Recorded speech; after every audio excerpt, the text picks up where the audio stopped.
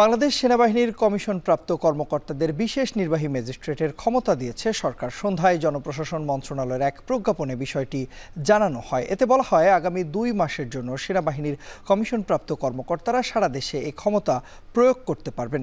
The code of criminal procedure 1898 এর 12 এর 1 ধারা এবং 17 ধারা অনুযায়ী তারা এ ক্ষমতা প্রয়োগ করতে পারবেন।